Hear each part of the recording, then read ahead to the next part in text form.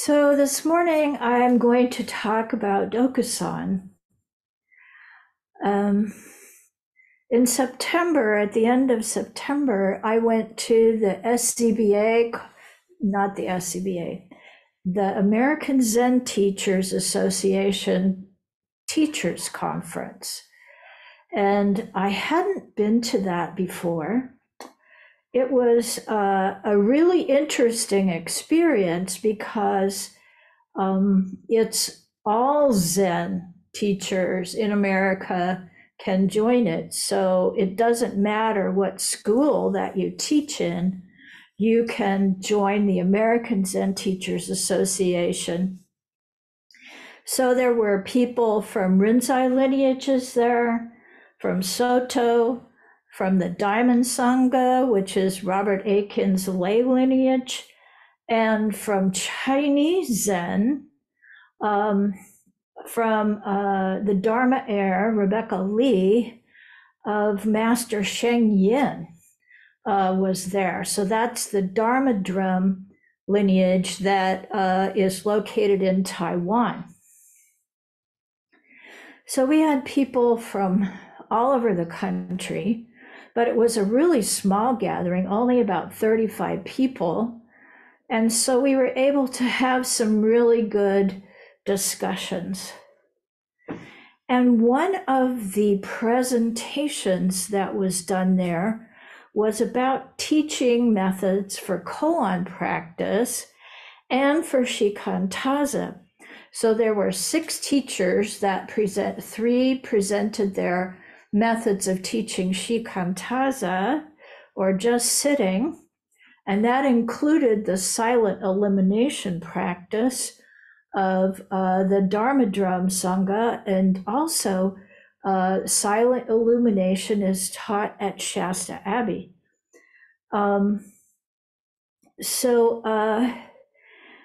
This was very interesting to me, and it really made me realize how important this student-teacher relationship is in our lineages.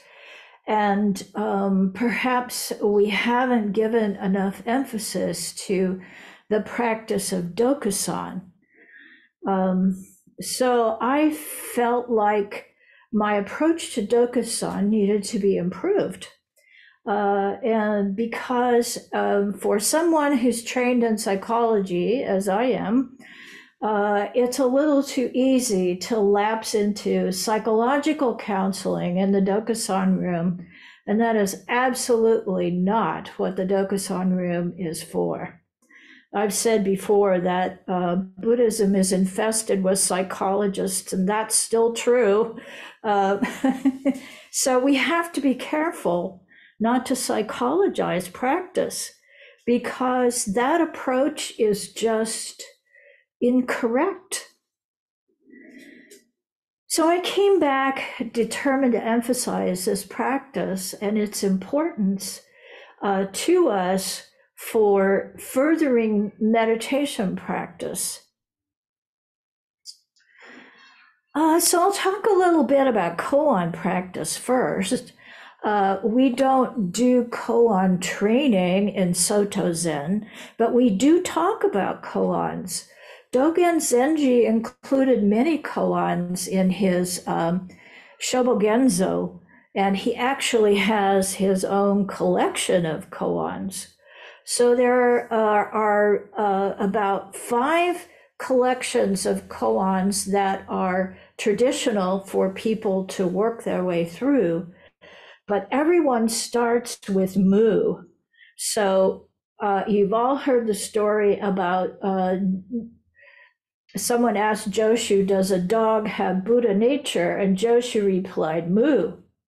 So that's one little story, that one koan that we all have heard of, most of us. So a koan is a distilled story about the human condition and our response to that. I looked up a case just for fun, a case 1 from Entangling Vines, which is a collection of koans from all the other collections. So somebody came along and collected all the koans they thought were important from all the other collections. And it's about Jikyō, the second patriarch. So it's called Pacifying the Mind of the Second Patriarch. He said, Jikyō came to Bodhidharma and he said, my mind is not yet at rest. I implore you to set my mind at rest. Bodhidharma says, bring me your mind and I'll set it at rest. And Jikyō says, I've searched for my mind and I can't find it. Bodhidharma says, sure, there you go. I've set your mind at rest. So that's a famous koan as well. So the purpose of training in koan practice is to learn to see clearly, to develop wisdom and insight, and to develop the courage for not knowing. Because every time you go into the Dokusan room to demonstrate your understanding of the koan that you've been assigned, if the answer is not correct, the teacher simply rings the bell and you leave and come back again with the next time with a different response. You can't, and so one of the teachers said that you cannot undertake koan practice without a kensho first, which is what the study of mu is intended to evoke in you. The initial opening of seeing one's own true nature. Now, I had never heard this before, so I was a little surprised. But she said there's koan study, which we do, which is talking about a koan and kind of unpicking it and trying to figure out what our response to it would be. And then there's koan training, which is taking the plunge, which is subjecting yourself to the process of not knowing and incorporating that koan into your daily life and into your daily practice in an effort to discover your own response to that paradoxical statement. So you move from conceptual mind into one-pointed mind, into open awareness. Surprise, that's where we usually end up in Soto Zen too, open awareness. So open awareness is the space in which one's response to a koan arises. So it takes great courage to enter koan training, to batter yourself against the wall of understanding or not understanding, to be comfortable with the self that doesn't know anything. So it's an experience in continuous failure, which is very self-developing, actually, because you realize that all of the stories that you're telling yourself are just not helpful. So koans invite a student into their own experience, and they respond from that. So it's a dialogue with reality, actually. And one of the teachers said, what is this is an open question to ask oneself in the middle of that training. You rest in openness, you take the backward step, You see clearly and respond. Another teacher said, you let through, let go, let be, let through, let be, and let go in this practice. So the teacher-student relationship plays a very, very important part in the study of koans, because you're constantly going to the teacher and checking your understanding, checking your meditation practice. So in the Rinzai tradition, when the Dokusan bell rings, everybody gets up out of their seat and runs to the Dokusan room, because you try to be the first person to get there. And then people go in and get wrung out, and that's the way things progress. So there's an emphasis on action, perhaps, that we don't find in Soto Zen, not to the same extent. There's more of an emphasis on that action, on putting oneself out there in the Rinzai practice. And this also applies to the Diamond Sangha, because many students in the Diamond Sangha also do koan training. And it's important, the teacher looks into the student to discover what is within that person, and try to find a skillful way of evoking that, of bringing it forward, of supporting the student in their search for their own response. So you can't look to the teacher for the answer. The answer comes from this one, not from the teacher. So really, in Soto Zen, it's the same process in Zazen, but we're not pushing ourselves through. It's a different approach, but the place that we end up in is open awareness just the same.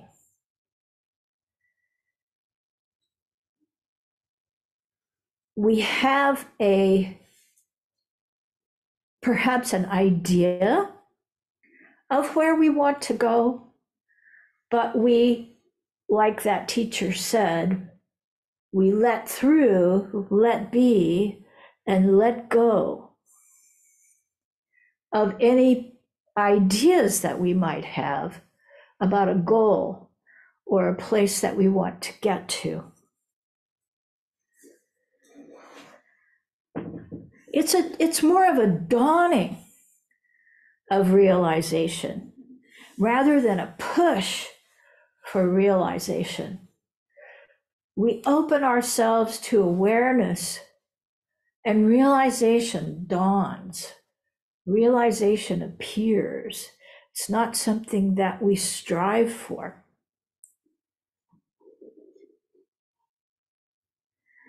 And Soto, failure is also necessary. It helps us discover where we've fallen into the ditch. And the teacher in Dokusan brings that realization to us. Perhaps they ask a question. Perhaps you bring a problem and the answer isn't exactly what you expect. Perhaps the teacher points out to us a place where we have been mistaken in our approach, or mistaken in our view. And sometimes that can really break us open and help us to experience realization.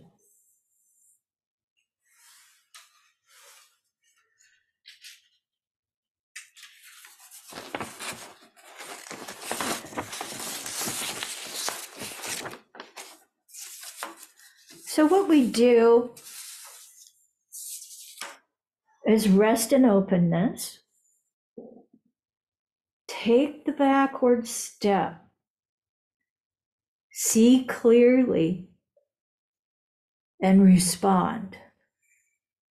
A few weeks ago, we talked about Yunmin and the story of Yunmin, and someone asked him the question, what is the teaching of a whole lifetime?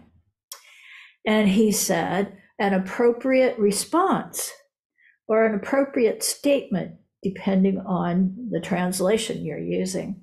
I have a tendency to go with appropriate response. So that's what we're aiming at, is that our practice brings us to the appropriate response. And in Dokusan, when we go to Dokusan, we're bringing our meditation practice into the room with the teacher. This is a really key piece of Zen practice, this relationship between teacher and student in the Dokusan room. It's foundational. This practice of Dokusan is foundational for us to mature and deepen in our practice of Zazen, because it causes us to look at our practice and say, what am I doing here? How am I doing it? How am I practicing meditation? What am I doing on the cushion? And the encounter between the teacher and the student is an important support for our meditation practice. And it's so unique in my experience to religious or spiritual practice. This relationship with someone who holds your hand as you're walking on the path, who helps you to see things that you might have missed. And it's also an opportunity for the teacher to give instruction to the student based on that person's experience and causes and conditions. So in the Zendo, we talk in more general terms, but in the Dokusan room, you become, there's an individual, the teacher is able to look at you as an individual and tailor their response to your particular needs.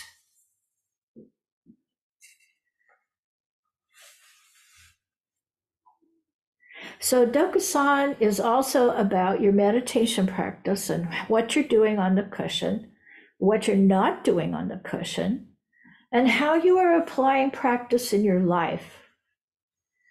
Are you generating foggy mind on the cushion? Are you ending up in a trance when you get up and have a little hard time getting back to reality when everybody gets up off the cushion and bows?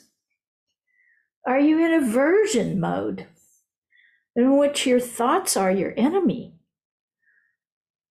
So it's really important to look at what we're doing there.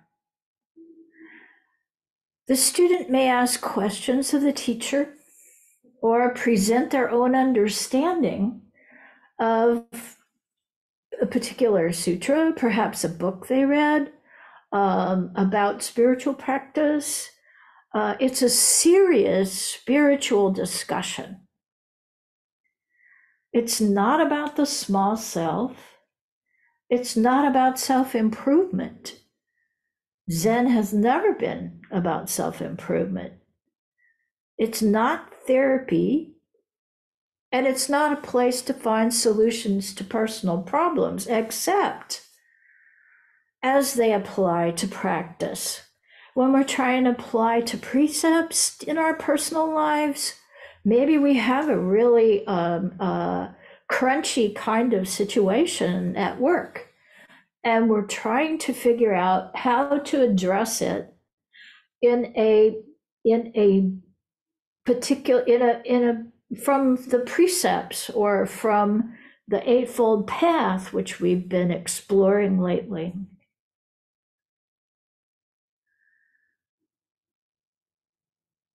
So that's the appropriate time to bring personal experience into the Dokusan room, is when you're applying the principles of Buddha's practice. And what is said in the Dokusan room is completely confidential. It's that confidential for the reason that it's an individual instruction, and what may be useful for one person may be actually harmful to another. So students are encouraged not to talk about what happens in Dokusan.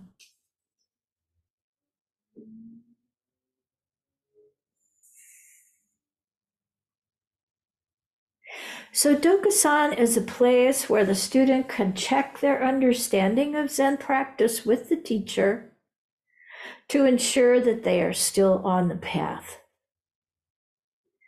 And a serious Zen student will take advantage of every offering of Dokusan. And if they're not available when Dokusan is offered, they can make an appointment with a teacher to talk about whatever has arisen for them.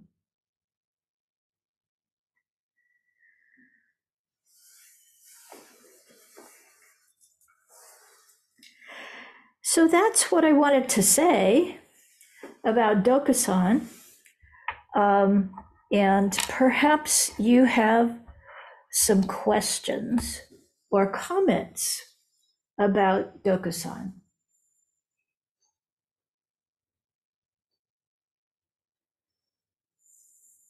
Eric. Would it be advisable for us to look over koans if we haven't, and come to you with one if we are so moved to? No, I'm not a teacher of koans. I have no experience with that.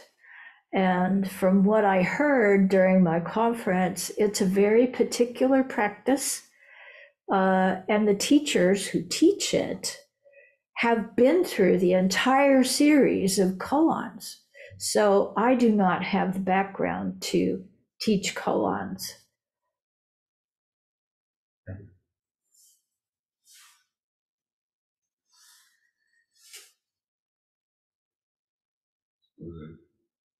Oh, Tiffy. So you say in koan practice, you go in, you say what you think is, I guess, the answer, what the koan means, and if you get it wrong, they ring a bell, and you're gone. What happens when you get it right, or do you ever get it right? Well, one of the teachers said that there are hundreds of answers to every koan, and it's not about an intellectual answer, it's about a demonstration of the answer, which is a very different thing. But see, I'm telling you all of these things that I've heard. This is not from my own experience. So I want to be careful to emphasize that. But that's what I understand is the way it works.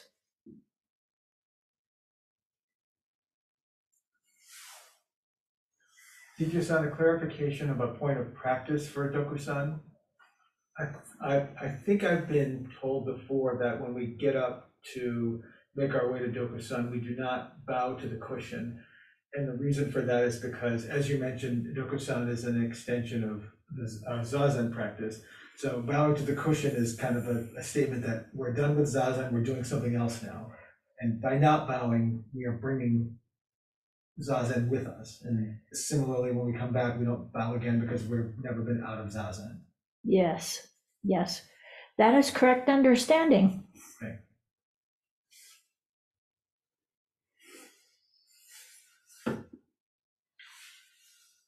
Is there a place in Dokusan for poetry to illuminate practice?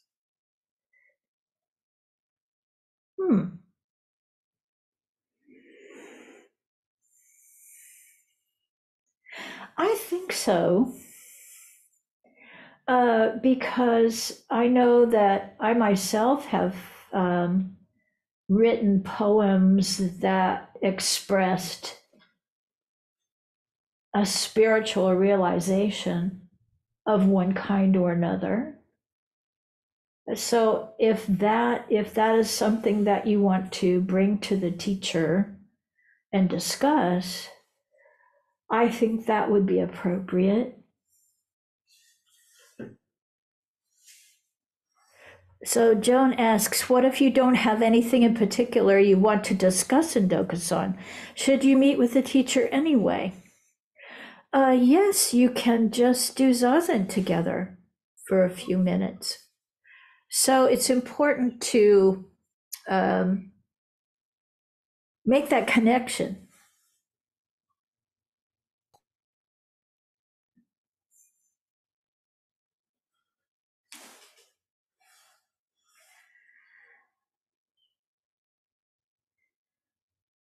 Okay.